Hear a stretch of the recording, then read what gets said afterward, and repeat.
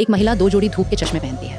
वो उन्हें सोते समय भी पहनती है और उन्हें उतारने की हिम्मत कभी नहीं करती। लेकिन आज जब वो उठती है तो उसे एहसास होता है कि उसका चश्मा गायब है। अगले ही पल वो देखती है कि उसके पास बैठी छोटी बच्ची ने उसका चश्मा पहन रखा है। वो डर के मारे लगभग मर ही जाती है। फिर भी जबरदस्ती मुस्कुराने की कोशिश करते हुए बच्ची से चश्मा वापस देने को कहती है, लेकिन बच्ची सिर हिलाकर मना कर देती है।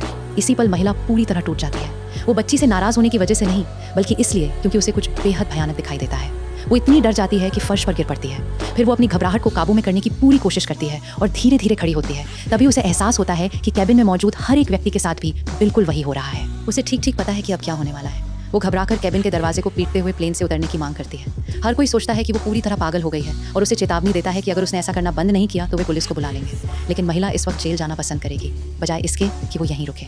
उनके पास कोई और रास्ता नहीं बचता और सिर्फ उसके लिए प्लेन को रोकना पड़ता है। जब उसे घसीटकर बाहर ले जाया जा रहा होता है तब भी वो चिल्लाती रहती है कि सभी लोग प्लेन से उतर जाए। तभी वो पूरी तरह अनजान छोटी बच्ची जल्दी से चश्मा पुरुष फ्लाइट अटेंडेंट को पकड़ा देती है और उससे महिला को वापस देने के लिए कहती है, ये सोचकर कि सारी गलती उसी की है। लेकिन जैसे ही कैबिन के दरवाजे बंद होते हैं और प्लेन फिर से उड़ान भरता है, महिला जान जाती है कि अब बहुत देर हो चुकी है। दरअसल वो महिला बचपन से ही भूत और राक्षस देख सकती थी, जब तक कि उसके पिता ने प्यार से कुछ प्यारा सा चश्मा निकालकर उसकी आंखों पर नहीं लगा दिया, जिससे आखिरकार वे सारी डरावनी चीजें दिखाई देना बंद हो गई।